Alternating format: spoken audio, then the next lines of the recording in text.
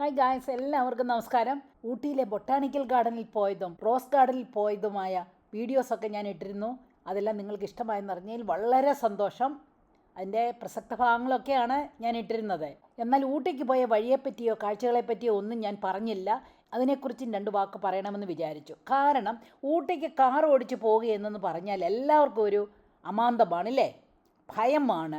ആ മലയുടെ മുകൾ വരെ എങ്ങനെ എത്തുമെന്നുള്ളതൊക്കെ ഒരു പേടിയാണ്. പക്ഷെ ഞാൻ പറയും, ഈ ഊട്ടി വരെയുള്ള യാത്രയൊന്നും വലിയ ആനക്കാരിയൊന്നും അല്ല. ഓഫ് കോഴ്സ് ഊട്ടി യാത്ര ഇത്തിരി ആവേശം ഉണർത്തുന്നതും അഡ്വഞ്ചറസും ഒക്കെ ആയിട്ടുള്ളൊരു യാത്രയാണ്. പക്ഷേ വെരി മച്ച് ഡുവബിൾ.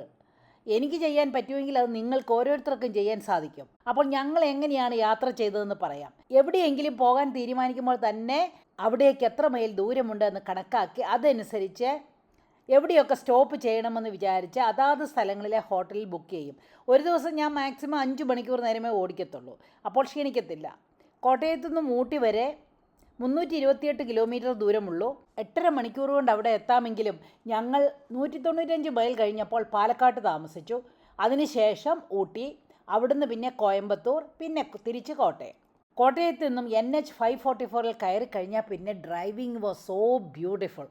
അമേരിക്കയിൽ വണ്ടി ഓടിക്കുന്നത് പോലെ തോന്നി. 1 വേയും അതുപോലെ തന്നെ 2 ലെയിൻസും അതിന് നടുവിലൂടെ വരയും ഇട്ടിരിക്കുന്നതിനാൽ നല്ല രസമാണ് ഓടിക്കാൻ. ഇവിടുത്തെ ആളുകളൊക്കെ ആണെങ്കിലും ട്രാഫിക് റൂൾസൊക്കെ നല്ലപോലെ ഫോളോ ചെയ്തിരുന്നു. എന്നാൽ ഈ ട്രാഫിക് ലൈറ്റിലും സർവീസ് റോഡിലോട്ട് ഇറങ്ങുമ്പോഴും ഒക്കെ നമ്മുടെ മലയാളികളുടെ തന്നെ സ്വഭാവം കാണിക്കും. 2 ലെയിൻ ഉണ്ടെങ്കിൽ 4 ലെയിനിൽ കൂടിയാണ് പോകുന്നത്. അത് സാരമില്ല, പയ്യെ അങ്ങ് പോവും. എനിവേ, പാലക്കാട്ടോട്ട് വരുമ്പോഴത്തെ പ്രകൃതി ഭംഗി അതീവ സുന്ദരങ്ങളായിരുന്നു.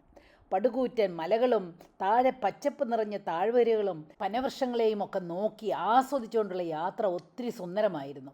അതുപോലെ തന്നെ ഈ കുറച്ച് മഴയൊക്കെ നമുക്ക് കിട്ടിയതിനാലുണ്ടല്ലോ, നല്ല പച്ചപ്പായിരുന്നു. എങ്ങോട്ട് നോക്കിയാലും നല്ല പച്ചപ്പ്. അതുതന്നെ കണ്ണിനും മനസ്സിനും നല്ല കുളിർമയേകി. ഊട്ടിയിലേക്കുള്ള വഴി മുഴുവനും കുത്തുകയറ്റവും വളവുകളും ഉള്ളവയായിരുന്നു. ശരിക്കും ഹെയർപിൻ വളവുകളായിരുന്നു.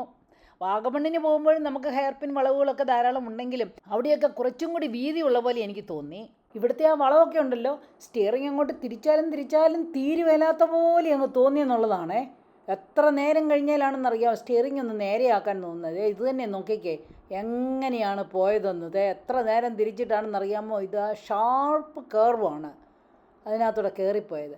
ഇതൊക്കെ ശരിക്കും ഒരു അഡ്വഞ്ചറസ് ഡ്രൈവിംഗ് തന്നെയാണ്.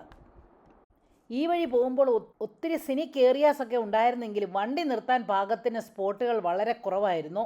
എങ്കിലും ഞങ്ങൾ 2 ഇടങ്ങളിൽ നിർത്തിയതിൻ്റെ സീനറി കണ്ടോ? വാവ്! ഇവിടെ നിന്ന് കയറിപ്പോരാനേ തോന്നിയില്ലെന്നുള്ളതാണ് വാസ്തവം. ഈ മലമുകളിൽ നിന്ന് നോക്കിയാൽ കോയമ്പത്തൂർ ടൗൺ മുഴുവനും കാണാം. അങ്ങ് ദൂരെ കാണുന്നുണ്ടല്ലോ, കോയമ്പത്തൂരാണ്. നല്ല മൂടൽമഞ്ഞായതിനാൽ അത്ര ക്ലിയർ അല്ലെന്നേ ഉള്ളൂ. ക്ലിയർ സ്കൈ ഉള്ളപ്പോൾ നല്ല ബ്യൂട്ടിഫുൾ ആയിട്ട് ഇവിടെ നിന്നാൽ കാണാം. മെയ് മാസത്തിൽ കുറേ മഴകളൊക്കെ ലഭിച്ചതിനാൽ വൃക്ഷങ്ങളും ചെടികളും ഒക്കെ നല്ലവണ്ണം ആർത്ത് തിമിർത്ത് നിന്നതിനാൽ പച്ചയുടെ വിവിധ ഷെയ്ഡുകൾ ആസ്വദിച്ച് നിന്നുപോയി. ഒന്ന് നോക്കിക്കേ, ഈ പ്രകൃതി ഭംഗി കണ്ടോ? ഇളം പച്ചയും ഡാർക്ക് പച്ചയും കലർന്ന താഴ്വരയും കുന്നുകളും ഇടയ്ക്കിടയ്ക്ക് പൊങ്ങി നിൽക്കുന്ന വൃക്ഷങ്ങളും നമ്മുടെ കണ്ണുകൾക്ക് കുളിർമ പകരുന്നവയാണ്. കൂടാതെ പർവ്വത സമാനമായ മലകളിലോട്ട് ഇറങ്ങി വന്നിരിക്കുന്ന കോടമഞ്ഞും. ഇത് കാണുമ്പോൾ മലയും മഞ്ഞും പ്രണയിച്ച് നിൽക്കുന്നത് പോലെയാണ് എനിക്ക് തോന്നിയത്. ശരിക്കും നിങ്ങൾക്കെന്താ തോന്നിയത്? ശരിക്കും പറയുകയാണെങ്കിൽ ഇവിടെ കുറേ നേരം കൂടി നിന്ന് കഴിഞ്ഞാൽ നമുക്ക് താനെ കവിത പോലും വന്നെന്നിരിക്കും. എൻ്റെ പൊന്നെ, അത് കഴിഞ്ഞ് കുറച്ച് ദൂരം നല്ല മഴയായിരുന്നു.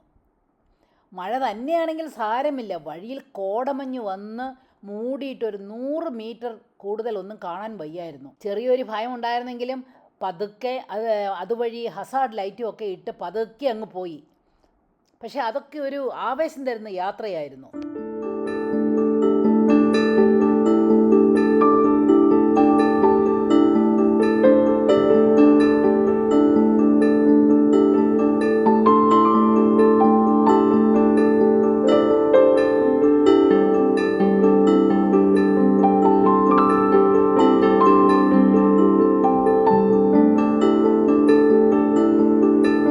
എനിഹൗ, ശരിക്കും ഊട്ടിയിലേക്കുള്ള യാത്ര ഒരുപാട് പഴയ ഓർമ്മകളെ തൊട്ടുണർത്തുകയും അതിലുപരി ആവേശവും സന്തോഷവും നൽകിയതുമായ ഒരു എക്സ്ട്രാ ഓർഡിനറി യാത്രയായിരുന്നു. ഊട്ടിക്ക് പോകുന്നതൊന്നും വലിയ കാര്യമൊന്നും അല്ല കേട്ടോ.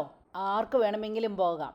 ശരിക്കും എനിക്ക് പോകാമെങ്കിൽ നിങ്ങൾക്കും പോകാൻ സാധിക്കും. ഡ്രൈവിംഗ് ഇഷ്ടമുള്ളവരാണെങ്കിൽ ശരിക്കും ഊട്ടിക്കൊക്കെ ഒന്ന് പോകണം കേട്ടോ. ആ മലയുടെ മുകളിൽ നീലഗിരിയുടെ കുടുന്തയിൽ ചെല്ലുന്ന ആ ഒരു എക്സൈറ്റ്മെൻ്റ് ഉണ്ടല്ലോ, ആ ത്രില്ലുണ്ടല്ലോ, ഭയങ്കരമായിരുന്നു കേട്ടോ. എനിക്കറിയാം എല്ലാവരുടെയും ഒരു ഡ്രീം പ്ലേസാണ് ഊട്ടിയില്ലേ. പണ്ട് മുതലേ നമ്മൾ കേൾക്കുന്നതാണ് ഊട്ടി. പഴയ സിനിമകളിലെല്ലാം ഊട്ടിയിലെ സീനുകളൊക്കെ ഉണ്ടായിരുന്നു. എനിവേ അതുപോലെ തന്നെ നല്ല സുന്ദരമായിട്ടുള്ളൊരു യാത്ര കഴിഞ്ഞ് വന്നിരിക്കുകയാണ്. അപ്പോൾ ഊട്ടിക്ക് പോകാനായിട്ട് നല്ലൊരു ധൈര്യം കിട്ടിയില്ലേ?